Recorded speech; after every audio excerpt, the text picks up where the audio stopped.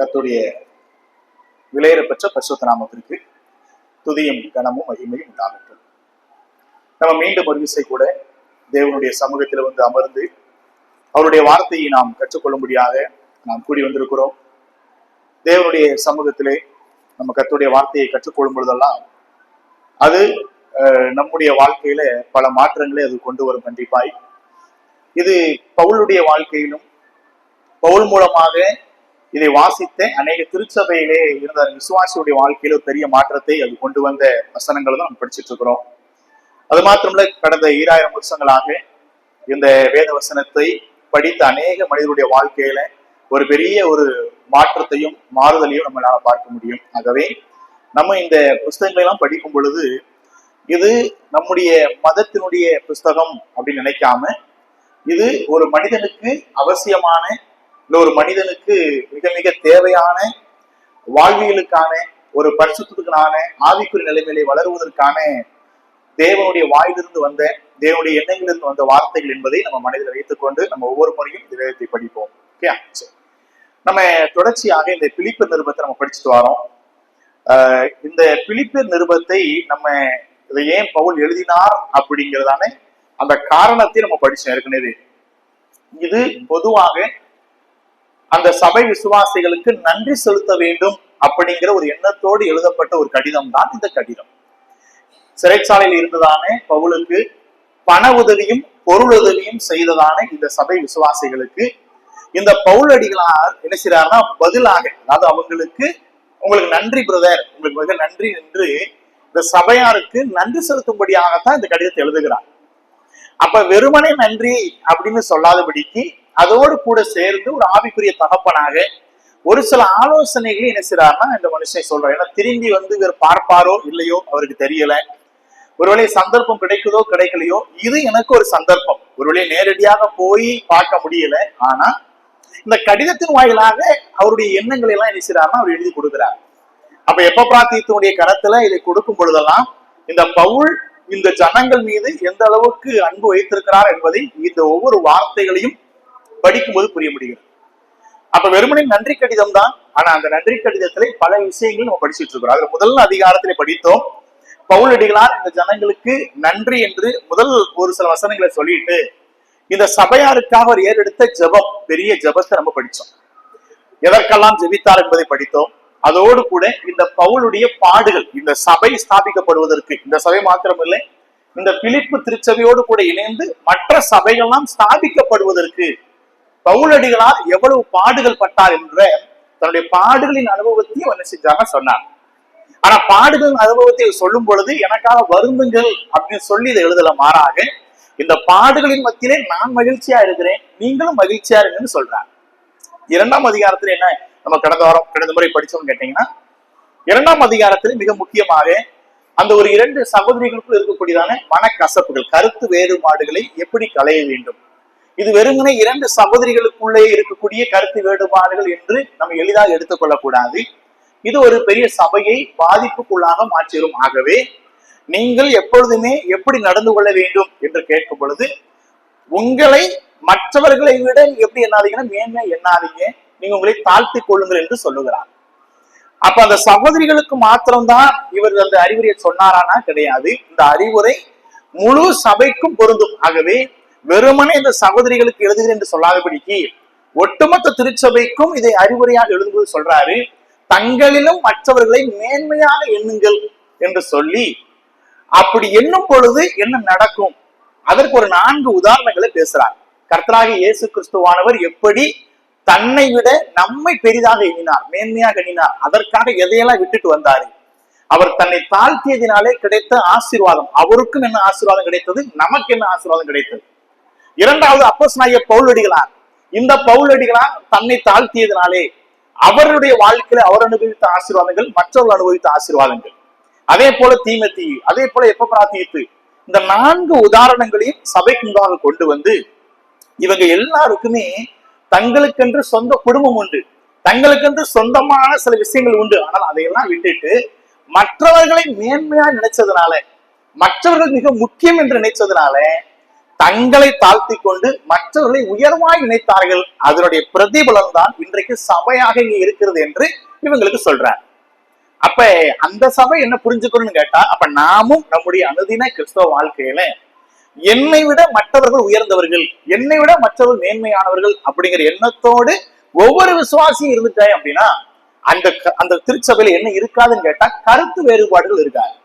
இதைத்தான் 2ஆம் அதிகாரம் முழுக்க நம்ம என்ன செஞ்சோம்னா கடந்த வாரத்தோடு இது படிச்சு முடிச்சோம். இன்றைக்கு அதனுடைய தொடர்ச்சியாக 3ஆம் அதிகாரத்தை நம்ம செய்ய போறோம் என்றால் படிக்க போறோம். பிலிப்பியர் 3ஆம் அதிகாரத்தை நம்ம படிக்க போகிறோம். இது மற்ற நிருபங்களை போல அல்ல, ஒரு குறிப்பிட்ட கருத்துக்களை வைத்து கருப்பொருளை வைத்து எழுதப்பட்ட புத்தகம் கிடையாது. அப்போ ஒவ்வொரு அதிகாரங்களையும் ஒவ்வொரு விதமான விஷயத்தை பேசுறாரு. 3ஆம் அதிகாரத்துல அப்படித்தான். 3ஆம் அதிகாரத்துல பவுலடிகளார் தன்னை குறித்து சில விஷயங்களை பேசுறாரு. இன்னொன்று, தன்னுடைய வாழ்க்கையிலிருந்து இவர்கள் என்ன கற்றுக்கொள்ள வேண்டும் என்று தன்னுடைய சொந்த வாழ்க்கையினுடைய அனுபவங்களையும் வாழ்க்கையும் பேசி அதிலே இவர்கள் எப்படி மகிழ்ச்சி அடைய வேண்டும் என்றுதான் 3ஆம் அதிகாரம் முழுக்க முழுக்க பேசுறாங்க. 3ஆம் அதிகாரத்துடைய முதல் வசனத்தை நீங்க பாத்தீங்க அப்படின்னா, மேலும் என் சகோதரரே கர்த்தருக்குள் சந்தோஷப்படுங்கள், எழுதினவைகளையே எழுதுவது எனக்கு வருத்தம் இல்லை, அது உங்களுக்கு நலமா இருக்கும். சரி, 3ஆம் அதிகாரத்தை ஆரம்பிக்கும் போது மேலும் அப்படிங்கிற வார்த்தையோடு ஆரம்பிக்கிறார். அப்படின்னு அர்த்தம் அப்படின்னா 2ஆம் அதிகாரத்தோட அவர் முடிச்சிடல. அந்த வார்த்தை எதை இணைக்குதுன்னு கேட்டீங்கன்னா 2ஆம் அதிகாரத்துடைய கடைசி வசனத்தோடு இணைக்கிறது. மேலும் என்று சொல்லும் பொழுது பவுல் பிலிப்பு திருச்சபைக்கு இனிமேல் கூற உள்ள அறிவுரைகள், ஆலோசனைகள், எச்சரிப்புகளை இந்த வார்த்தை அறிமுகம் செய்யும். இன்னும் இதோட முடிஞ்சிடல, இனியும் சில விஷயம் சொல்ல போறேன் நான். இனியும் சில எச்சரிப்புகள் இருக்கிறது, சில அறிவுரைகள் இருக்கிறது. ஆகவே அந்த காரியத்திற்கு ஒரு அறிமுகமான ஒரு வார்த்தை தான் மேலும் அப்படிங்கிற வார்த்தை. மேலும் இதோட நின்றாலும் இன்னும் கொஞ்சம் இருக்கு அப்படிங்கிற மேலும் அடுத்த வார்த்தை பாத்தீங்கன்னா சகோதரரே என்ற வார்த்தை. இந்த சகோதரரே அப்படிங்கிற வார்த்தை பொதுவான வார்த்தை. நீங்கள் வேதாகமத்தில் கொஞ்சம் படிச்சு பார்த்தோம் அப்படின்னா, இது முதலாக கர்த்தராகிய இயேசு கிறிஸ்து மூலமாக திருச்சபை வருவதற்கு முன்பதாகவே இயேசு கிறிஸ்துவானவரே இந்த ஸ்டேட்மெண்ட்டை சொல்றார். நீங்க மத்தேயு 23ஆம் அதிகாரம் 8ஆம் வசனத்துக்கு வந்தீங்கன்னா முதலாக சீசர்கள் இதை பயன்படுத்துவதற்கு முன்பதாக கர்த்தராகிய இயேசு கிறிஸ்துவானவரே இந்த பதத்தை, அதாவது இந்த வார்த்தையை அவர் கர்த்தருடைய பிள்ளைகளுக்கு பயன்படுத்துகிறார். 23ஆம் அதிகாரம் மத்தேயு 23ஆம் அதிகாரத்திலே 8ஆம் வசனத்தை நீங்க படிச்சு பாத்தீங்கன்னா 23:8 நீங்க பாத்தீங்க அப்படின்னா, நீங்களோ ரபி என்று அழைக்கப்படாதிருங்கள், கிறிஸ்து ஒருவரே உங்களுக்கு போதகராய் இருக்கிறார், நீங்கள் எல்லாரும் எப்படி இருக்கீங்களா சகோதரனா இருக்கிறீர்கள். அன்றைய காலகட்டத்திலே கிறிஸ்தவ சமுதாயத்திலே ஆதி திருச்சபைகளிலே சகோதரரை என்று அழைக்கக்கூடிய ஒரு வழக்கம் எங்க இருந்து வர ஆரம்பிச்சுன்னு கேட்டீங்கன்னா, இந்த இயேசு கிறிஸ்துவானவர் இன்ட்ரோடியூஸ் பண்றார். ஃபர்ஸ்ட் ஸ்டேட்மெண்ட் அங்கதான் ஆரம்பிக்குது. அதன் பின்பதாக நீங்க பாத்தீங்கன்னா அப்போஸ்தலர் 15ஆம் அதிகாரத்துக்கு வந்தீங்கன்னா சபை ஸ்தாபிக்கப்பட்ட பிறகு சொல்லிட்டார், இனிமே நீங்க அப்படி நினைக்க வேண்டாம், நீங்க சகோதரர்கள் சொல்றாரு. ஓகே, இதை மனதில் வைத்துக் கொண்டு அப்போஸ்தலருடைய காலகட்டங்கள்ல சபைகள் ஆரம்பிக்கப்பட்டது பிறகு அப்போஸ்தலர் 15ஆம் அதிகாரத்துக்கு வந்தீங்க அப்படின்னா, அப்போஸ்தலர் 15வது அதிகாரம் 13ஆம் வசனத்தை நீங்க படிச்சு பாத்தீங்க அப்படின்னா, இங்கே அப்போஸ்தலர்கள் ஒருவரை ஒருவர் அழைத்துக் கொண்ட வார்த்தையாக இது இருந்துச்சு. நீங்கள் 13ஆம் வசனத்தை படிச்சீங்க அப்படின்னா, அவர்கள் பேசி முடிந்த பின்பு யாக்கோபு அவர்களை, இவர்கள் என்றால் மற்ற சீசர்களை, அவர்களை நோக்கி சகோதரரே எனக்கு செவி கொடுங்கள். அப்ப ஒன்று, இது இயேசு கிறிஸ்துவானவர் முதலாக அறிமுகப்படுத்தின ஒரு வார்த்தை, சகோதரரே என்ற வார்த்தை. இரண்டாவது, அந்த காலங்களிலே அப்போஸ்தலர்கள், அதாவது ஊழியக்காரர்கள் ஒருவரை ஒருவர் அதாவது அழைப்பதற்கோ இல்ல பேசுவதற்கோ இல்ல அவங்களை அறிமுகப்படுத்துவதற்கோ தெரிந்து கொண்ட ஒரு வார்த்தை எதுன்னு கேட்டீங்கன்னா சகோதரரே என்ற ஒரு வார்த்தை. அப்போஸ்தலர் ஒருவர் அப்படி அழைச்சுக்கிட்டாங்க. அதே 15:36ஆம் வசனத்தை நீங்க பாத்தீங்க அப்படின்னா, அதே 15ஆம் அதிகாரத்திலே 36ஆம் வசனத்தை பாத்தீங்கன்னா, சில நாளைக்கு பின்பு பவுல் பர்னபாவை நோக்கி, நாம் கர்த்தருடைய வசனத்தை அறிவித்திருக்கிற சகல பட்டணங்களிலும் உள்ள ஒரு வார்த்தை இருக்கு பாத்தீங்கன்னா, சகோதரர்கள் எப்படி இருக்கிறார்கள். அப்ப இங்கே பவுல் சபை விசுவாசிகளை எப்படி அழைக்கிறார். இந்த 3 வார்த்தையை புரிஞ்சுக்கணும். இன்றைக்கு நிறைய நேரங்களில் பிரதர்ங்கிற வார்த்தை பொதுவாக கிறிஸ்தவ சபை வட்டாரங்கள், அதாவது எந்த சபை பாகுபாடும் இல்லாமல் பொதுவாக நம்முடைய பிரதரன் திருச்சபைகள் அது பரவலா இருக்குது. மற்ற சபைகளையும் ஏன் பிரதர் பிரதர் ஒருத்தருக்கு ஒருத்தர் அழைச்சிக்கிறோம் அப்படின்னு கேட்டீங்க அப்படின்னா, பிரதர் தான். அந்த ஒரு பொதுவான பதம் ஏன் அப்படி வந்து இருக்குதுன்னு கேட்டீங்கன்னா, பரிசுத்தமானே நீதிமானே கூப்பிட்டுக்கலாம். ஆனா அது உண்மை. ஆனாலும் இயேசு கிறிஸ்துவானவர் அறிமுகப்படுத்தி அதற்கு பிறகுதாக ஆதி திருச்சபைகளிலே ஒரு அப்போஸ்தலர் இன்னொரு அப்போஸ்தலரை அழைப்பதற்கு இந்த வார்த்தையை பயன்படுத்துறாங்க, சகோதரர்களே. அதன் பின்பு சபை விசுவாசிகளை அழைப்பதற்கு பவுல் பயன்படுத்துறார். நாங்க போய் எல்லா சகோதரர்களையும் பார்ப்போம், சகோதரிகள் இருக்கிறாங்க.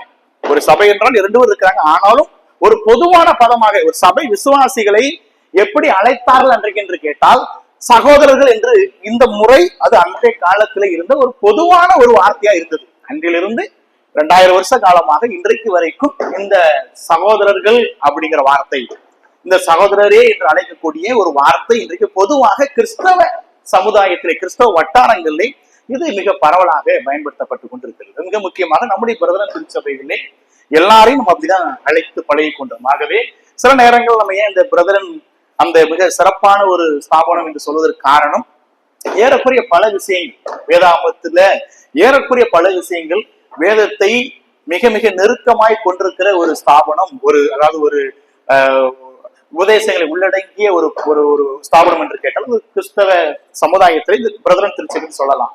ஏன்னா இது முழுக்க முழுக்க ஏறக்குறைய வேதாமத்தினுடைய அடிப்படை சத்தியங்களை மையமாய் கொண்டு உருவாக்கப்பட்ட ஒரு சபையா இருக்கிறதுனாலே எல்லாவற்றிலும் வேதத்தை அடிப்படையாக தான் கூப்பிடுவதா இருக்கட்டும், எல்லா விஷயமுமே இதன் அடிப்படையில இருக்குது. ஆகவே நம்ம அதுல கொஞ்சம் சந்தோஷப்பட்டுக்கணும். உண்மைதான், ஒருவேளை நம்ம பார்க்க வேண்டிய அவசியம் இல்லை, சபை பிரிவுகளை பார்க்க வேண்டிய அவசியம் இல்லை. ஆனாலும் பிரதரன் என்று சொல்லும் பொழுது இன்னும் கொஞ்சம் நமக்கு கொஞ்சம் சந்தோஷம். ஏனென்றால் அது முழுக்க முழுக்க வசனத்தை மட்டுமே அடிப்படையாக கொண்டு ஆரம்பிக்கப்பட்ட ஒரு ஸ்தாபனம் என்பதில் ஒரு பெரிய பெருமை, நமக்கு ரொம்ப சந்தோஷம். ஓகே, அப்ப இந்த இடத்துல நீங்க பாத்தீங்கன்னா இந்த பவுலடிகளாரும் நம்ம அதான் சொல்ல வரோம். பவுலடிகளாரும் மேலும் என் சகோதரரே என்று அழைக்கும் பொழுது அந்த சபையிலே ஸ்திரீகள் இல்லை என்றால இது ஒரு பொதுவான பதம். ஒரு சபையாரை அழைப்பதற்கு, ஒரு சபையாரை பொதுவாக அவர்கள் வந்து அறிமுகப்படுத்துவதற்கு சொல்வதற்கு பயன்படுத்தப்பட்ட வார்த்தை தான் சகோதரரே.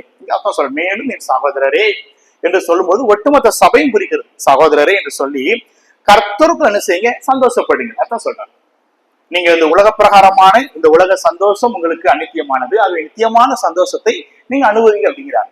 இந்த முழு இந்த பிலிப்பியர் நிருபத்தை நீங்க பாத்தீங்கன்னா 1ஆம் அதிகாரத்திலே 4ஆம் வசனம், 18ஆம் வசனம், 26ஆம் வசனம், 2ஆம் அதிகாரத்திலே 2ஆம் வசனம் 17, 18, 29, 4ஆம் அதிகாரத்திலே 1, 10 இந்த எல்லா வசனங்களையுமே சந்தோஷப்படுங்கள் இந்த வார்த்தை அடிக்கடி வந்துகிட்டே இருக்கு. ஆகவே இது ஒரு இந்த புஸ்தகமே ஒரு மகிழ்ச்சியின் புஸ்தகம், சந்தோஷம் நிறைந்த புஸ்தகம் தான். ஆகவே முதல் வசனத்தை அடி பேசிட்டு 2ஆம் வசனத்துக்கு வராரு பாருங்களேன். 2, 3, 4ஆம் வசனத்திலே யூத மார்க்கத்தின் மூலமாக வரக்கூடிய ஆபத்துகளை இந்த விசுவாசிகளுக்கு எச்சரிப்பா பேசுறார். அதான் சொல்ற இந்த புஸ்தகம் முழுவதுமாகவே ஒரு சபைக்கு நன்றி சொல்றாரு. அதோடு கூட அங்கங்க ஆலோசனை, அங்கங்க தன்னை பற்றி, அங்கங்க சில எச்சரிப்புகள். அப்ப போன அதிகாரத்தை நம்ம படிச்சோம், ஒரு திருச்சபையிலே பிரிவினைகள் வராமல் இருப்பதற்கு, இல்ல பேதங்கள் இல்லாமல், கருத்து வேறுபாடு இல்லாமல் இருப்பதற்கு எல்லா விசுவாசியும் நீங்க ஒண்ணு பண்ணா போதும், மற்றவர்களை தாழ்வாக நினைக்காதீர்கள், உங்களை உயர்வாக நினைக்காதீர்கள். ஆகவே உங்களை விட எல்லாவற்றிலும் மற்றவர்களை மேன்மையா நினைக்க ஆரம்பிச்சிருங்கன்னு சொல்லிதான் அந்த முழு அதிகாரத்தையும் பேசினார். 3ஆம் அதிகாரத்துக்கு வரும் பொழுது இங்கே யூத மார்க்கத்தாரால் வரக்கூடிய ஆபத்துகளை பற்றி பேசும் பொழுது 2ஆம் வசனத்தை நீங்க பாருங்களேன். நாய்களுக்கு எச்சரிக்கையா இருங்கள், பொல்லாத வேலையாட்களுக்கு எச்சரிக்கையா இருங்கள், சுண்ணத்துக்காரருக்கு எச்சரிக்கையா இருங்கள். அப்ப 3 வார்த்தைகளை 3 எச்சரிக்கை பத்தி பேசுறாரு பாத்தீங்களா. எச்சரிக்கையா இருங்கள்னு சொல்லிட்டு எதுக்கெல்லாம் எச்சரிக்கையா இருக்க சொல்றாருன்னு கேட்டீங்கன்னா, 1 நாய்கள், 2வது பொல்லாத வேலையாட்கள், 3வது சுண்ணத்துக்காரர்கள். இந்த பிலிப்பு திருச்சபையார் இதை படிக்கும் போது அவர்களுக்கு அது புரிஞ்சிருக்கும். 3 விஷயத்துல நீங்க எச்சரிக்கையா இருங்கள் சொல்லி 3 வார்த்தையில பயன்படுத்த. 1 நாய்களுக்கு எச்சரிப்பு. பொதுவாக நாய் என்று சொல்லும் போது அது ஒரு அசுத்தத்திற்கு அடையாளம் வேதத்தை பொறுத்தளவுலே. அதாவது இன்றைக்கு இருக்கிற ட்ரெண்ட்ல பாத்தீங்கன்னா வீடுகள்ல செல்ல பிராணி, ஆனா வேதத்தை பொறுத்தளவு அது அசுத்தத்திற்கு அடையாளம். ஒரு நாய் அப்படிங்கும் போது நீங்கள் உதாரணத்துக்கு இப்ப வாசிக்க வேண்டாம், வீட்டுல இருக்க ஃப்ரீயா இருக்கும் படிங்க. உபாகமம் 23ஆம் அதிகாரம் 18ஆம் வசனம், நீதிமொழிகள் 26, 11ஆம் வசனம், மத்தேயு 7ஆம் அதிகாரம் 6ஆம் வசனம், வெளிப்படுத்தின விசேஷம் 22:15. இப்படி பல வசனங்களை நம்ம படிச்சு பார்க்கும்போது பொதுவாக தேவனானவர், பரிசுத்த ஆவியானவர் அசுத்தத்தை அடையாளப்படுத்துவதற்கு, ஒரு அருவருப்பை அடையாளப்படுத்துவதற்கு தேவனானவர் பயன்படுத்தக்கூடிய ஒரு பிராணி. பன்றி எப்படிப்பட்டதோ அதே போல ஒரு அசுத்தத்திற்கும் அருவருப்புக்கும் அடையாளப்படுத்தக்கூடிய ஒரு வார்த்தை எது என்று கேட்டால் நாய். நம்ம இதுல நாய் நன்றி உள்ளதுன்னு சொல்லி தருவாங்க. சின்ன வயசுல இருந்து நாய் நன்றி உள்ளது, ரொம்ப நன்றி உள்ளது சொல்லுவாங்க. உண்மை, நன்றி உள்ளதுதான். வேதத்தை நீங்க எங்கு திருப்பினாலும், நான் இப்ப சொன்ன பத்தில இந்த வசனம் எல்லா இடத்துக்கும் வசனம் படிக்கும் பொழுது வேதத்தினுடைய தேவனுடைய பார்வையில நாய் என்கிற வார்த்தை எங்கெல்லாம் வருகிறதோ எல்லா இடத்திலுமே அது அசுத்தத்திற்கு அடையாளமாக சொல்லப்பட்ட வார்த்தையா இருக்கிறது. ஒரு அருவருப்பை சொல்வதற்கு இந்த நாய் அப்படிங்கிற வார்த்தை யூஸ் பண்ணுவாங்க. ஓகே, டைரக்டா நாயை சொல்லல, ஆனால் இந்த நாயை போன்று. அப்ப இந்த நாயை எதற்கு பயன்படுத்துவார் என்று கேட்டால் ஒரு அருவருப்புக்கு பயன்படுத்தக்கூடிய, அடையாளப்படுத்தக்கூடிய ஒரு வார்த்தையாகத்தான் இவர்கள், அதாவது வேதாகமத்திலே பயன்படுத்தப்பட்டுச்சு. இந்த இடத்துல நாய்கள் என்று சொல்லும் பொழுது ஒரிஜினல் நாய் கிடையாது, நம்ம வீட்டுல வளர்க்கக்கூடிய நாய் பற்றி சொல்லல.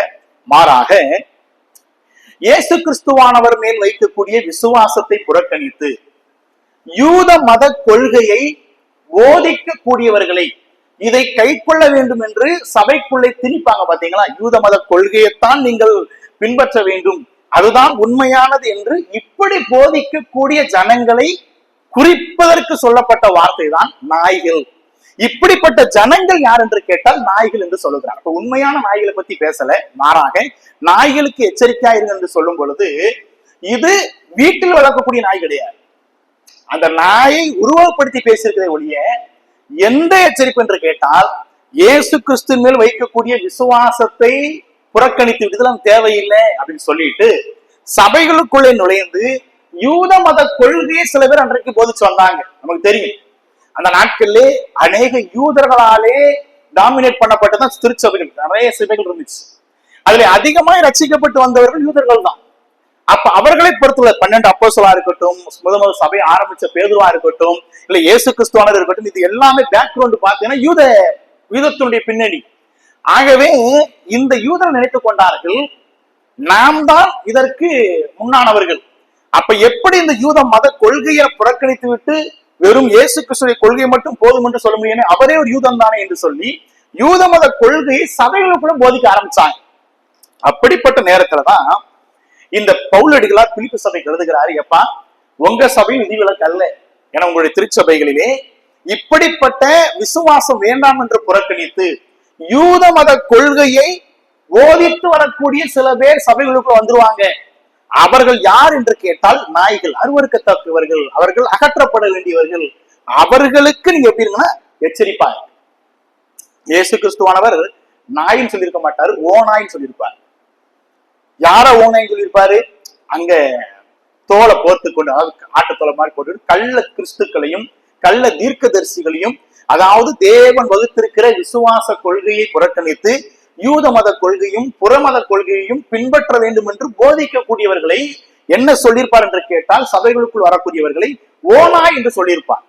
அப்ப இந்த நாய்கள், இந்த வார்த்தைகள்லாம் எதுக்கு அடையாளமாக அன்றைக்கு இருந்தது என்று கேட்டால் தேவன் வெறுக்கக்கூடிய, அதாவது இந்த மத கொள்கையை தவறாய் பின்பற்றக்கூடிய ஜனங்களை குறிப்பதற்கு இந்த வார்த்தைகளை பயன்படுத்தி கொண்டிருந்தார்.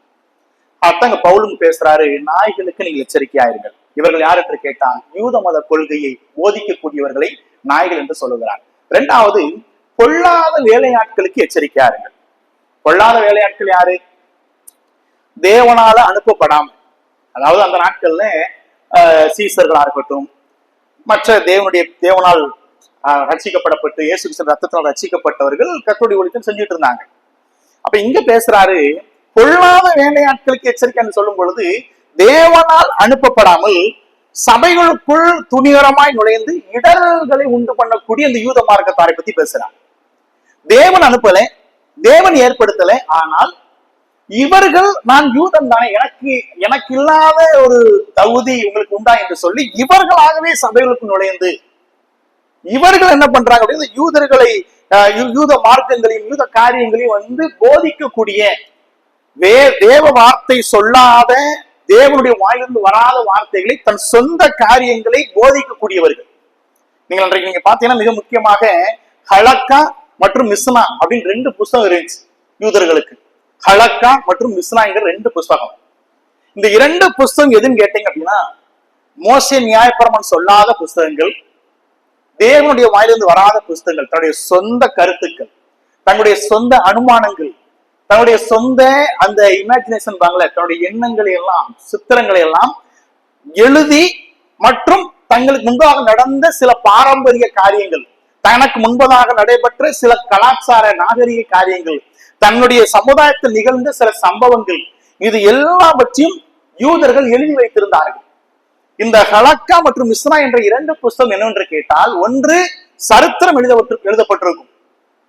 நம்ம வேதாகமத்திலே மல்கியா வரைக்கும் இஸ்ரவேலுடைய சரித்திரம் இருக்கும். அதற்கு பிறகு இஸ்ரேல் தரிசனம் அவங்களுடைய சரித்திரம் கிடையாது. அதற்கு பிறகு இஸ்ரேல் தேசம் என்ன ஆச்சு, இயேசு கிறிஸ்து வந்த காலத்துல கொஞ்சம் நமக்கு தெரியும், அவ்வளவுதான். அப்ப இவர்கள் என்ன பண்ணாங்க அப்படின்னா, இந்த மிஸ்னா மற்றும் ஹலக்கா என்று சொல்லக்கூடிய புஸ்தகங்களிலே ஆதி நாட்களிலிருந்து யூதர்கள் தங்களை சுற்றி நிகழ்ந்த சில நிகழ்வுகளையும், தங்களுக்கு எதெல்லாம் தோன்றியதோ தன்னுடைய அனுமானங்களையும், தன்னுடைய சொந்த காரியங்களையும் எழுதி வைத்த புஸ்தகங்கள் தான் இந்த ஹலக்கா மற்றும் மிஸ்னா. இந்த பொல்லாத வேலையாட்கள் என்று யாரை சொல்லுறான் என்று கேட்டால், இயேசு கிறிஸ்துனுடைய வாயிலிருந்து வராத உபதேசங்கள், பரிசுத்த ஆவியானவர் தராத உபதேசங்களை இவர்கள் இந்த 2 புஸ்தகங்களையும் கொண்டு வந்து, இப்படிப்பட்டதான சொந்த புராணங்கள், சொந்த விஷயங்களை, கருத்துக்களை கொண்டு வந்து சபைகளுக்குள்ளே போதித்து வந்தார்கள். அவர்களை பார்த்து பவுல் சொல்றாரு, இவர்கள் யாரு? பொல்லாத வேலையாட்கள். இவர்கள் யார் அனுப்பல அப்படின்னா, தேவன் அனுப்பல. தேவன் அனுப்பியிருந்தார் அப்படின்னா தேவனே வாயில வார்த்தைகளை கொடுத்து அனுப்பியிருப்பார். அப்ப தன்னுடைய சொந்த வார்த்தைகளை இவர்கள் பிரயோகிக்கிறதுனாலே, தன்னுடைய சொந்த தேவனாலே கொடுக்கப்படாத, நியாயப்பிரமாணத்தில் சொல்லப்படாத வார்த்தைகளை இவர்கள் பேசிக் கொண்டிருக்கிறதுனாலே இவங்க பொல்லாத வேலையாட்கள் என்று என்ன இங்க சொல்றாங்க. இயேசு கிறிஸ்து வாழ்ந்த காலகட்டத்திலேயே இப்படிப்பட்டவங்க இருந்தாங்க. நீங்கள் மத்திய 12ஆம் அதிகாரத்துக்கு வந்தீங்கன்னா அதுல ஒரு சம்பவம் கூட நமக்கு அடிக்கடி படிக்கிற வசனம் தான். மத்திய 12ஆம் அதிகாரத்திலே 39ஆம் வசனத்தை நீங்க பாத்தீங்க அப்படின்னா, 38, 39 நீங்க அதாவது மத்திய 12, 38, 39 பாத்தீங்க அப்படின்னா, அப்பொழுது வேத பாரகரிலும் பரிசேயரும் சிலர் அவரை நோக்கி, போதகரே, உம்மால் ஒரு அடையாளத்தை காண விரும்புகிறோம் என்றார்கள். அவர்களுக்கு அவர் பிரதித்திரமாக, இந்த பொல்லாத உபச்சார சந்ததியான அடையாளத்தை தேடுகிறார்கள். ஆனாலும் யோனா தீர்க்கதரிசியின் அடையாளம் என்று வேற அடையாளம் இவர்களுக்கு கொடுக்கப்படுவது இல்லை. ஏன்னு கேட்டீங்க அப்படின்னா, அன்றையிலிருந்து இன்றைக்கு வரைக்கும், அதாவது இஸ்ரேல் யூத மார்க்கத்திலையுமே தேவன் கொடுத்த வார்த்தையை விட்டு எக்ஸ்ட்ரா ஏதாவது ஃப்ரெஷ்ஷா ஏதாவது இருக்குமா, வித்தியாசமா ஏதாவது இருக்குமா, புதுசா ஏதாவது இருக்குமா? இப்ப இங்க ஒரு தீர்க்கதரிசி வந்த பிறகு கூட ஏற்கனவே மோசே மூலம் கொடுக்கப்பட்ட பிரமாணம் உண்டு, ஏற்கனவே தேவனால் அருளப்பட்ட வார்த்தைகள் உண்டு. ஆனாலும் இயேசு கிறிஸ்து சொல்றாங்க, வேற ஏதாவது அடையாளம் இருக்கலாம், வேற ஏதாவது வித்தியாசமா காட்டுங்க. அதைத்தான் தேவனானவர் ரொம்ப கண்டிக்கிறார். இயேசு கிறிஸ்து வாழ்ந்த காலகட்டங்களிலே கற்பனைகளை பின்பற்றாமல் அடையாளத்தை தேடின ஜனங்கள் தான் இந்த யூதர்கள்.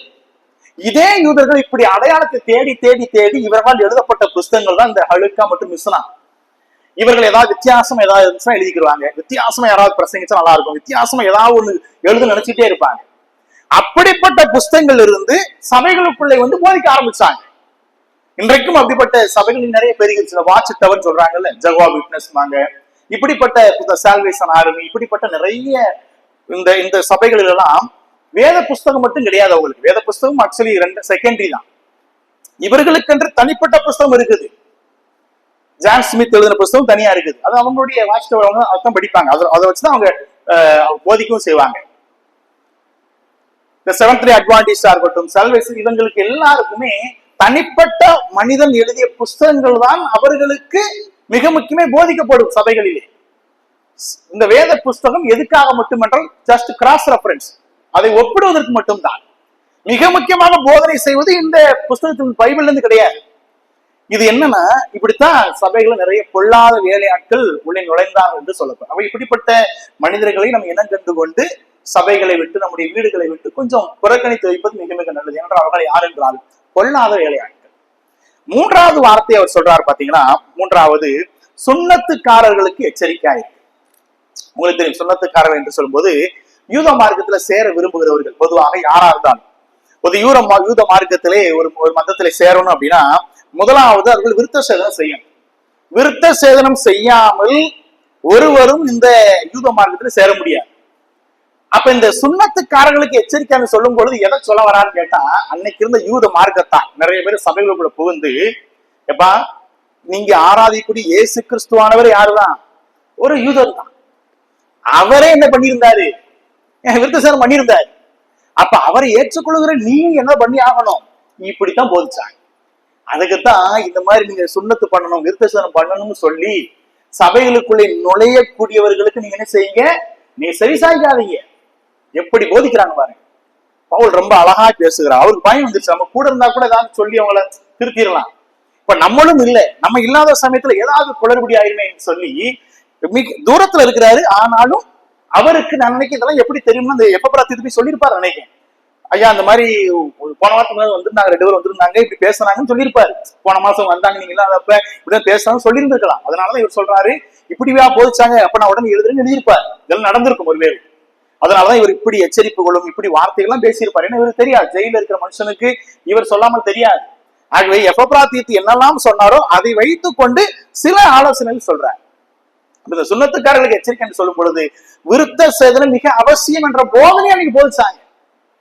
வெறும் ரட்சிப்பு நமக்கு தேவையில்லை, இதுவும் மிக அவசியம் என்ற போதனையை அவர்கள் நுழைந்து போதித்ததினாலே அவர்களுக்கு நீங்க எச்சரிக்கையாருங்கள் என்று சொன்னார். இன்றைக்கு பல திருச்சபைகள் அதான் ஞானஸ்நானம் போதும் அவ்வளவுதான். இன்றைக்கு புதிதான நிறைய போதனைகள் உள்ள வந்துச்சு.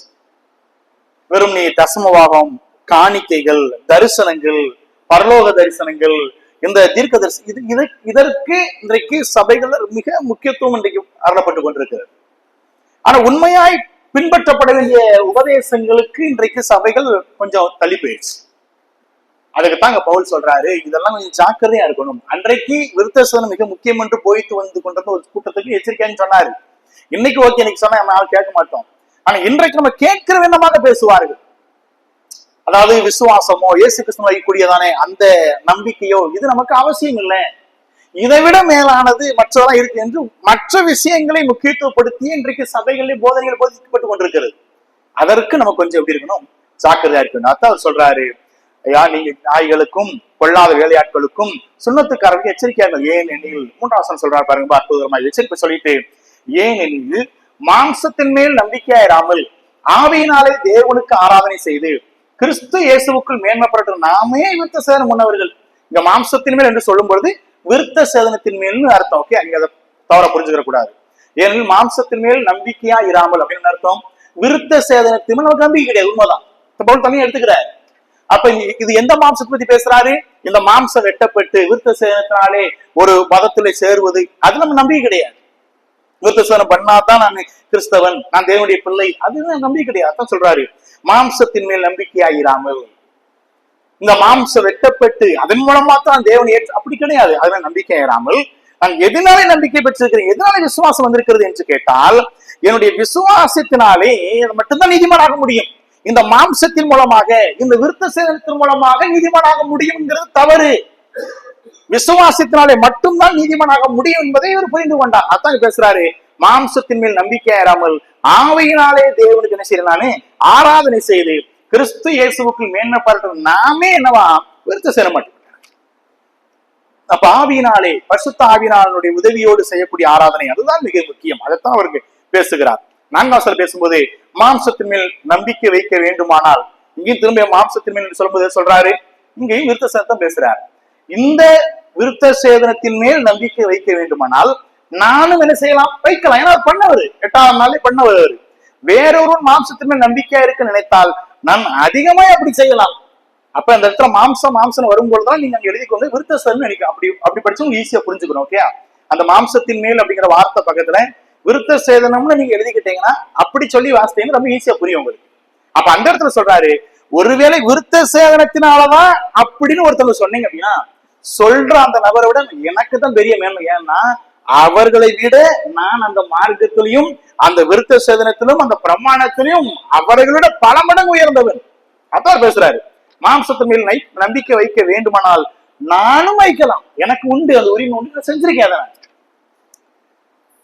வேறொரு மாம்சத்தின் மேல் நம்பிக்கையா இருக்க நினைத்தால் நான் அதிகமாய் அப்படி என்ன செய்ய முடியும், செய்ய முடியும். எனக்குதான் அந்த அந்த பெரிய தகுதி இருக்குது.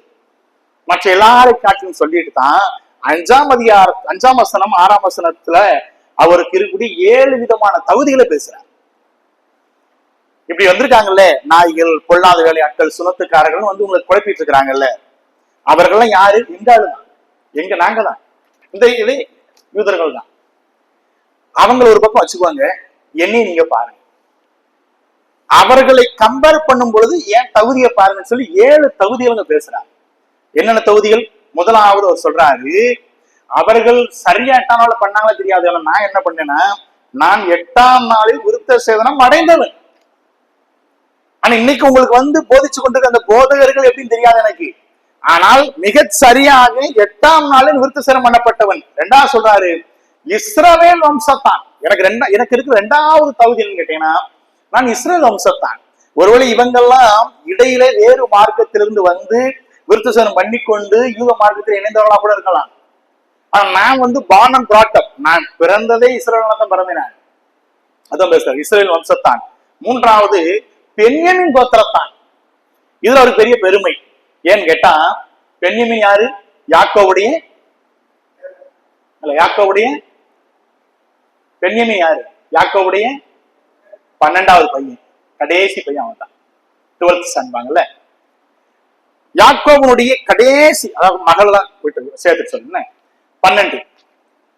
2வது ராகேலுடைய குமாரன். ராகேல் என்ற ஒரு அந்த அம்மாவுடைய பிறந்தவன் தான் அந்த ராகேல். இன்னொன்னு பென்யமீனுக்கு இருக்கக்கூடிய பெரிய ஒரு ஆசீர்வாதம் கேட்டீங்கன்னா, மற்ற எல்லா பிள்ளைகளை காட்டிலும் வாக்குத்தத்தம் பண்ணப்பட்ட பூமியில பிறந்த ஒரே பையன் யாருன்னா பென்யமீன் தான். மற்ற எல்லாரும் அங்கிருந்து சுற்றி திரும்பி பிறந்தவங்க. அதாவது இங்க இருந்து ஆரம்பிச்சாங்கல்ல, ஆரம்பிச்சு வெவ்வேறு இடங்களை பிறந்தவங்க. பென்யமீன் ஒருத்தர் தான் வாக்குத்தத்தம் பண்ணப்பட்ட பூமியில பிறந்த மனுஷன், மற்ற யாரும் கிடையாது. 4வது என்னன்னு கேட்டீங்க அப்படின்னா, இந்த இஸ்ரவேல் தேசத்துடைய முதல் ராஜாவே யாருன்னு கேட்டா பென்யமீன் தான். பென்யமீன் கோத்திரத்தான் தான் முதல் ராஜா. யாருன்னு கேட்டா இந்த சவுல் எந்த கோத்திரம் என்றால் பென்யமீன் கோத்திரம் தான். அடுத்து பென்யமீன் கோத்திரத்தை பத்தி பெருமைப்படணும் அப்படின்னா, எருசலேம் நகரம் மற்றும் எருசலேம் தேவாலயம், ரெண்டுமே எருசலேம் தேவாலய நகரம். இது ரெண்டுமே எங்க இருக்குது, எந்த இடத்துல இருக்குன்னு கேட்டா, யோசுவா கோத்திரங்களுக்கு பங்கிட்டு கொடுக்கும் பொழுது பென்யமீன் கோத்திரத்துக்கு எந்த இடத்தை கொடுத்தாரோ அந்த இடத்துல இருக்கக்கூடியதுதான் இந்த எருசலேம், இந்த நகரமும் தேவாலயம். அப்ப இந்த பென்யமீன் கோத்திரத்தானுக்கு ஒரு பெரிய பெருமை எப்பயுமே இருக்கும். ஏன்னு கேட்டா, அவர்கள் ஒன்று பிரியமான ஒரு பையன் பென்யமீன், எல்லாருக்கும் ரொம்ப செல்ல பையன். 2வது இந்த ஒரு மகன் தான் வாக்குத்தத்தம் பண்ணப்பட்ட பூமியில பிறந்த மனுஷன், வேற யாரும் கிடையாது. மற்ற இன்னொன்னு முக்கியம் கேட்டீங்கன்னா, அந்த பென்யமீனுக்கு ஒதுக்கப்பட்ட இடம் எங்க இருந்துச்சுன்னு கேட்டா, அந்த இடத்துலதான் தேவாலயம் இருக்கு. இன்னைக்கு இல்லை, ஆனா இருந்தது. எருசலேம் தேவாலயம், அந்த முழு நகரமும் பென்யமீன் கோத்திரத்தால் வாழக்கூடிய பகுதியில் தான் இருக்கிறது. ஆகவே இந்த மனுஷன் ஏன் நான் பென்யமீன் கோத்திரத்தான் சொல்லணும் அப்படின்னா, பென்யமீன் சொல்வதற்கே அன்னைக்கு இருந்த ஜனங்களுக்கு பெரிய ஒரு கௌரவம். அதெல்லாம் மற்ற யாருக்கு இல்லாத பெரிய கௌரவம் அது. ஏன்னா அவன் இடத்துக்கு தான் எல்லாம் மற்றவங்களும் வந்து ஆகும். மற்ற 11 கோத்திரத்தாரும் இந்த இடத்துக்கு தான் வந்து ஆகணும். எங்கன்னா இந்த பென்யமீனர்கள் எங்க இருக்கிறாங்களோ அந்த இடத்துக்கு வந்து ஆகணும். எங்கு சுற்றி திருந்தாலும் பென்யமீனர்கள் எங்க இருக்கிறாங்களோ அங்கதான் வந்து கர்த்தரை ஆராய்ச்சிட்டு போகணும். அது அன்றைய காலகட்டத்தில் ஒரு புண்ணிய நகரமாய் மாறி போச்சு. இயேசு கிறிஸ்து வாழ்ந்த காலகட்டங்கள்ல எல்லாம், இந்த சபைகள் ஆரம்பிக்கப்பட்ட காலங்கள் எல்லாம், இந்த பென்யமீன் கோத்திரம் கொடுக்கப்பட்ட எருசலேம் வந்து ஒரு புண்ணிய நகரம்.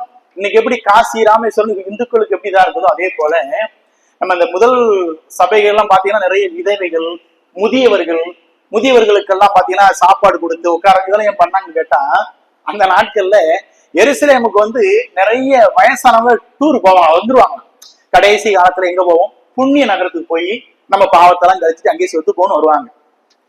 நான் தான் அடிக்கடி யோசிப்போங்க. அப்போஸ்தலர் நடவடிக்கைகள் முதல் இந்த 3ஆம் அதிகாரம், 4ஆம் அதிகாரம், 5ஆம் அதிகாரம் எல்லாம் நிறைய விதவைகளும் நிறைய முதியவர்கள் ஏன் இருக்கிறாங்க அந்த நகரத்துல கேட்டா, அந்த நகரம் அன்றைக்கு ஒரு புண்ணிய நகரம். அத்தனை கோத்திரத்தாரும், அந்த கோத்திரத்தில் இஸ்ரேல் மட்டும் இல்லை, மற்ற அநேக மனிதர்கள் தங்களுடைய கடைசி கால வாழ்க்கையை கழிப்பதற்கு எங்க போவாங்க கேட்டா இஸ்ரேல் நகருக்கு தான் போவாங்க. ஆகவேதான் அன்றைக்கு ஆதி திருச்சபைகளில் அதிகமான ஸ்திரீகள், நிறைய விதவைகளும் முதியவர்களும் நிறைய இருந்தாங்க. அதனாலதான் பவுலடிகளார் எழுதும் பொழுதே நிறைய தகுதிகளை எழுதும் பொழுதே முதியவர்களுக்கான தகுதி, யார் உண்மையுள்ள விதவை, யார் உண்மையுள்ள முதியவர்கள், யாரு அப்படின்னு அவங்களை பத்தி பேசுறாரு நிறைய. அது அப்படிப்பட்ட ஒரு நகரமாய் மாறி போச்சு. இது அவருக்கு பெரிய பெருமை. நான் பென்யமின் கோத்திரத்தான் சொல்றது பெரிய பெருமை. அடுத்த வார்த்தை நீங்க கவனிச்சீங்க பாத்தீங்கன்னா, எபிரேயரில் பிறந்த எபிரேயர், அதாவது ஆபிரகாம் வம்சத்தான் சொல்றாரு. ஒண்ணு இல்லை, நோவாவின் குமாரர்கள் மொத்தம் 3 பேரு, சேம், காம், யாபேத். இந்த சேமுடைய வம்ச பிள்ளைதான் ஏபேர் அப்படின்னாங்க. முதலா நீங்க படிக்க வேண்டாம், ஆதியாகமம் 10ஆம் அதிகாரம் 21 இருந்து 25 வரைக்கும் இருக்குது. இந்த வார்த்தை எபிரேயர், எபிரேயர்கள்னு நம்ம அடிக்கடி சொல்றோம் பாத்தீங்களா, இது எங்க இருந்து வந்துச்சு ஆக்சுவலி? ஏன் இவங்களை யூதர்கள் சொல்லிக்கலாம், ஓகே, இஸ்ரவேல்னு சொல்லிக்கலாம், எபிரேயர்கள் சொல்றாங்க, எங்க இருந்து இந்த வார்த்தை வந்துச்சு?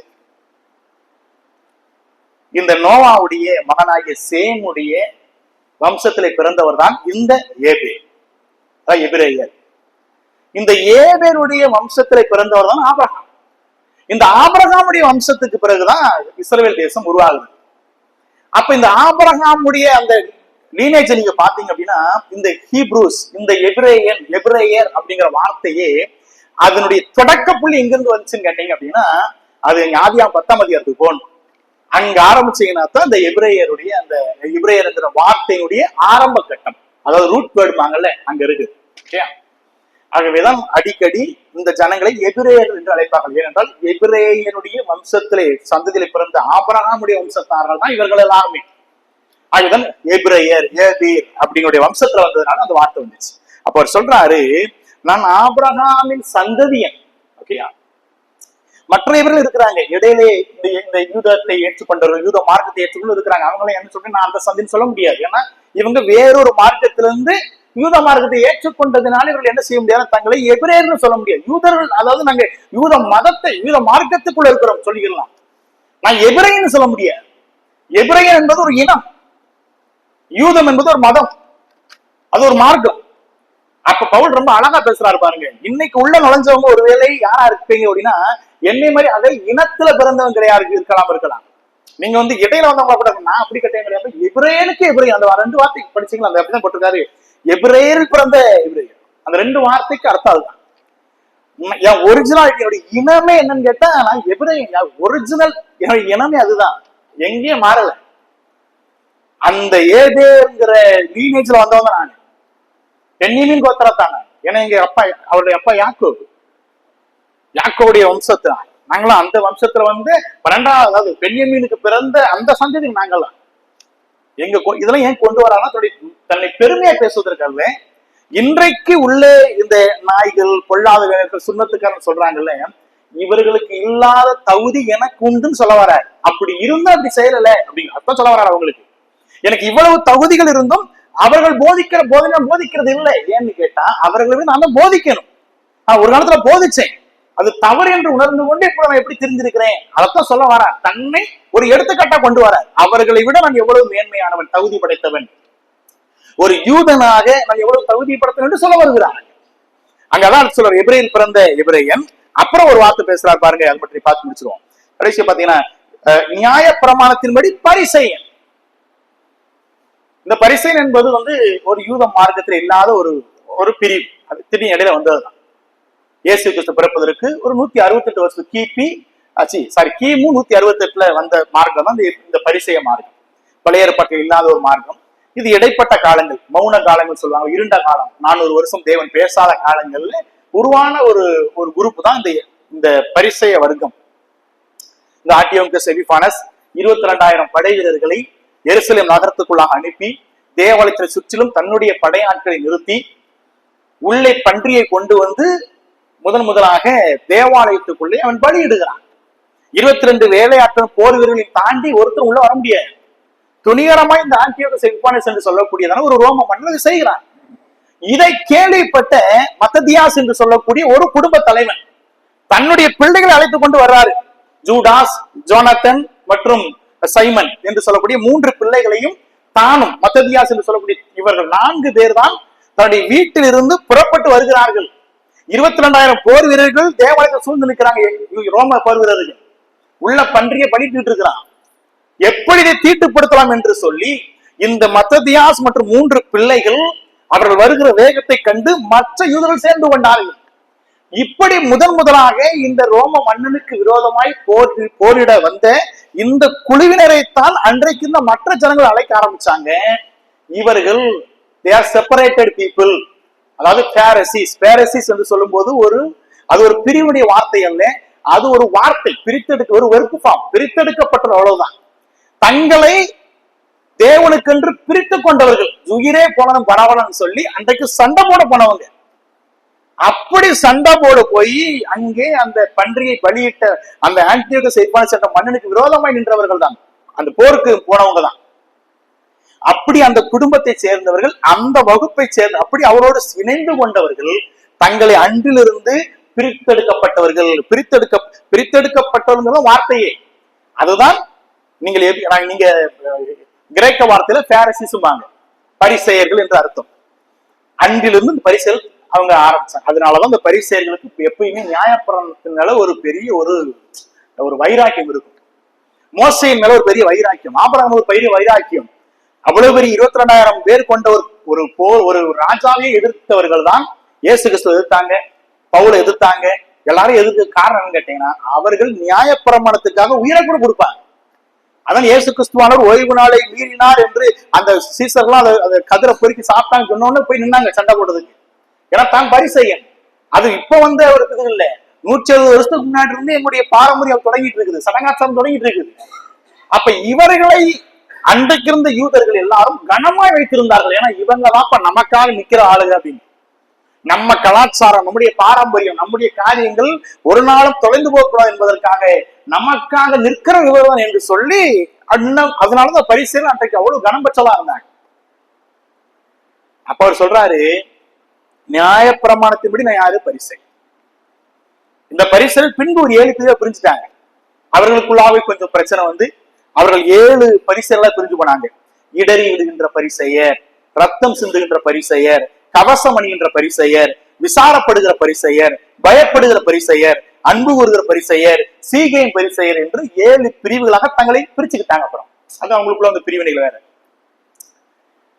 இப்ப பவுல் சொல்றாரு, நான் அப்படிப்பட்ட ஒரு பேக்ரவுண்ட்ல வந்தவன், நான் ராஜாவை எதிர்க்க துணிஞ்ச ஒரு பேக்ரவுண்ட்ல வந்த நான் அப்படின்னு தன்னை பற்றி பேசுறான். கடைசியா பாத்தீங்கன்னா, பக்தி வைராக்கியத்தின்படி சபையை துன்பப்படுத்தினவன் என்று சொல்லுகிறான். பக்தி வைராக்கியத்தின்படி சபையை துன்பப்படுத்தினவன். பவுல் சபையை துன்பப்படுத்தினது போல அதுக்கு அப்புறமும் சரி அதுக்கு முன்னாடியும் சரி யாரும் துன்பப்படுத்தினது கிடையாது. பவுலே சொல்றாரு, அங்க அதான் அர்த்தமா ரொம்ப பேசுறாரு. பக்தி வைராக்கியத்தின்படி சபையை துன்பப்படுத்தினவன். என்னைய இப்ப யூதர்கள் துன்பப்படுத்துற மாதிரி நான் ரட்சிக்கப்படுறதுக்கு முன்னாடி யாரும் நான் தான் அதிகமா துன்பப்படுத்திருக்கிறேன். நான் படுகிற பாடலாம் லைட்டு. நான் நிறைய பேரை கொலை பண்ணிருக்கேன், யாரும் கொலை பண்ணல, சும்மா கல்லால எறிவாங்க, போடணும் விரட்டி விடுவாங்க, அவ்வளவுதான். ஆனா நான் ஒரு பரிசீலனா இருக்கும் பொழுது சபையை எப்படி துன்பப்படுத்தி எனக்கு தெரியும் நல்லாவே. எத்தனை பேரை ஜெயில போட்டிருக்கிறேன், எத்தனை பேரை கொலை பண்ணிருக்கேன் எனக்கு தெரியும் நல்லாவே. நான் இன்றைக்கு படுகிற பாடுகள் நான் செய்த உபத்திரத்துக்கு கொஞ்சம் தான். நான் அந்த அளவுக்கு எல்லாம் நான் படுத்துற துன்பத்துக்கு இதெல்லாம் ஒண்ணும் கிடையாது அப்படிங்கிறார். நான் தான் நம்பர் 1 அப்படிங்கிறேன். சபையை என்னையே போல யாரும் துன்பப்படுத்த முடியாது. இன்றைக்கு நான் சபைக்காய் துன்பப்படுகிறேன், ஆனால் அந்த துன்பத்துக்கு இது ஈடு கிடையாது. அப்ப என்னை விட அதிகமாய் என் மூலமாய் துன்பப்பட்டு நிறைய இருக்கிறாங்க அப்படிங்கிறார். அது ஒரு பெரிய தகுதிங்கிறார். இது இப்படி எல்லாம் இருந்த நானு ஏன் இந்த நியாயப்பிரமாணத்தை விட்டுட்டு வந்தேன், ஏன் இந்த யூத மார்க்கத்தை விட்டுட்டு வந்தேன்னா அது தவறு என்பதை புரிந்து கொண்டேன். அடுத்த கடைசி சொல்ற, நியாயப்பிரமாணத்துக்கு நீதியின்படி குற்றம் சாட்டப்படாதுங்க. இதனை யாரும் குற்றம் சாட்ட முடியாது. நியாயப்பிரமாணத்தை கை கொண்டு வந்தவன்கிறார் தான் 7வது தொகுதியை பேசுறார். நியாயப்பிரமாணத்துக்குரிய நீதியின்படி, நியாயப்பிரமாணத்தை நீதினு எடுத்துக்கிட்டீங்கன்னா நான் குற்றவாளி கிடையாது. ஆனா தேவ நீதினு எடுத்துக்கிட்டு நான் குற்றவாளி. தேவ நீதியின்படி நான் குற்றவாளி, நியாயப்பிரமாணத்தின் நீதிபடி நான் நியாயமானவன். இந்த 7 தகுதிகளை பவுல் அடிகளார் அங்கே இருக்கிற சபையாருக்கு சொல்லுகிறார். இப்ப சொல்லுங்க, இப்ப உள்ள உங்களுக்கு யூத மத கொள்கையை பின்பற்ற வேண்டும் என்று போதிக்கக்கூடிய போதர்களை வைத்துக் கொள்ளுங்கள். இந்த பக்கம் என்னைய வைங்க. அவர்களை விட எனக்கு எவ்வளவு தகுதி இருக்கும் பாருங்க. ஒரு யூதன் என்கிறதற்கு எவ்வளவு தகுதி இருக்கும் பாருங்க.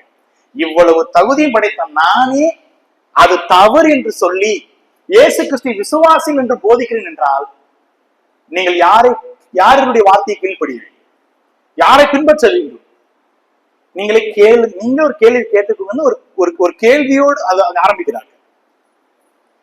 அப்ப சபையாருக்கு ரொம்ப அழகாய் தன்னுடைய வாழ்க்கையை சொல்லும் பொழுது தன்னுடைய பெருமைப்படுத்துவதற்கு அல்ல, அவர்களை விட நான் எல்லாவற்றும் தகுதி உடையவன் தான், ஆனால் ஒரு காலம் வந்த பொழுது அதெல்லாம் தவறு என்பதை ஒத்துக்கொண்டு இயேசு கிறிஸ்துவனுடைய அவர் மீது வைக்கக்கூடிய விசுவாசமே உண்மையான ரட்சிப்பு என்பதை புரிந்து கொண்டதினாலே இன்றைக்கு நான் உங்களுக்கு முன்பதாக ஒரு பிரசங்கியாராக ஊழியக்காரனாக கட்டுண்டமாய் சிறைச்சால் இருக்கிறேன். ஆகவே என்னுடைய வார்த்தை கீழ்ப்படுங்கள் என்பதைத்தான் அவர் எதிர்மறையாக சொல்லுகிறார். நம்ம அடுத்த வாரம் வந்துட்டு இந்த தகுதிகளை உடைய இந்த பவுலடிகளார் அடுத்து என்ன பண்ண பின்னாடி உள்ள வசனங்கள் படிக்க போறோம். இன்றைக்கு ஒரு 5-6 வசனங்கள் படிச்சிருக்கிறோம். இந்த வசனங்களிலே பவுல் சொல்ல வரக்கூடிய கருத்துக்களை மனதில் வைத்துக் கொண்டு நாமும் கூட இந்த வசனத்தின் அடிப்படையில் சில காரியங்களை கற்றுக்கொண்டு நம்புகிறேன். ஆகவே அதை கற்றுக்கொள்வோம். தொடர்ந்து இன்னும் கர்த்தருடைய வார்த்தை கற்றுக்கொள்ள கர்த்தர் உதவியாக. ஆமென். எங்களை நேசிக்கிற நல்ல தகப்பனே, எங்களை மட்டுமாக பாதுகாத்து வந்த நல்ல தெய்வமே, இன்றைக்கும் கூட ஆண்டவர் இரவு வேளையிலே உங்களுடைய வார்த்தைகளை நாங்கள் ஒரு சில பேர்களாக இங்கே இருந்து கற்றுக்கொண்டாலும் பரிசுத்த ஆவியானவர் இது மேலானவர் ஆண்டவரை சபைகளுக்கு சொல்லுகிறதை காதுள்ளவன் கேட்க கடவன் என்று வேதாந்தத்தில் வாசிக்கிறது போல சபைகளுக்கு சொல்லக்கூடிய வார்த்தைகள் என்றைக்குமே அது ஆண்டவரே உங்களுடைய அன்பின் வார்த்தை, உங்களுடைய எச்சரிப்பின் வார்த்தை, உங்களுடைய உபதேசத்தினுடைய வார்த்தை ஆண்டவரே. எந்த ரீதியிலேயே அது எங்களுக்கு வந்தாலும் அதை நாங்கள் ஆண்டவரை ஏற்றுக்கொள்ளக்கூடிய பக்குவத்தை எங்களுக்கு கொடுங்க ஆண்டவரே. அன்றைக்கு யூத மார்க்கத்தின் மூலமாக வந்ததான ஒரு பெரிய ஒரு பாதகம் ஆபத்துகளை உணர்ந்து பவுலுடைய அந்த சபைக்கு எழுதின வார்த்தையை நீங்கள் கற்றுக்கொண்டோம். அப்பா, தன்னை குறித்து சொன்ன வார்த்தைகளை கற்றுக்கொண்டோம். இதுல எல்லா வசனங்களும் கூட ஆண்டவரை நாங்கள் கற்றுக்கொண்ட பாடங்களை, சத்தியங்களை இது எங்களுக்கு ஆசிரியத்துக் கொடுங்க. தொடர்ந்து வசனத்தில் இருக்கக்கூடியதான அந்த ஆண்டவரின் நன்மையான காரியங்களை, வரைந்திருக்கக்கூடியதான சத்தியங்களை, உபதேசங்களை நாங்கள் புரிந்து கொண்டு தொடர்ந்து முன்னேறி செல்வதற்கு நீர் எனக்கு உதவி செய்யுங்க. அப்பா தேவ நீர் தான் ஆண்டவரை எங்களை ஆசிர்வதிங்க, எங்களை பலப்படுத்துங்க. ஒருவேளை உங்களுடைய வருகை வர தாமதிக்கும் என்றால் நாங்கள் மறுபடியும் இந்த இடத்துல கூடி வந்து உங்களுடைய வார்த்தைகளை தொடர்ந்து கற்றுத்தேர எனக்கு உதவி செய்யுங்க ஆண்டவரை. அப்போ சொன்னாகிய கோவில்களால் எழுதிய இந்த வார்த்தைகள் அன்றைக்குள்ள சபைகளுக்கு மாத்திரமல்ல, இன்றைக்கு அமர்ந்திருக்கிற எங்களுக்கும் அது பொருத்தம் என்பதை நாங்கள் புரிந்து கொண்டோம் ஆண்டவரை. தொடர்ந்து நாங்களும் அப்பா நீதியின்படி ஆண்டவரை கர்த்தருடைய நீதியின்படி வாழ்க்கை வாழ உதவி செய்யுங்கப்பா. தொடர்ந்து ஆசிர்வதிங்க, பலப்படுத்துங்க. மீதியான நேரத்தையும் மீதியான பொழுதையும் உங்களுடைய திருக்கத்தில் ஒப்புக்கொண்டு நாங்கள் ஜெபிக்கிறோம். கர்த்தரும் மீட்பரும் பிரச்சனமா இருக்கிறேன் இயேசு கிறிஸ்துவின் ஜெபிக்கிறோம் அன்பின் பரலோக பிதாவே. ஆமென். ஆத்மாவே கர்த்தரை ஸ்தோத்திரி, முழுமே நாமத்தை ஸ்தோத்திரி. ஆத்மாவே கர்த்தரை ஸ்தோத்திரி, அவர் சில சகல பாதை மறவாதே. ஆமென்.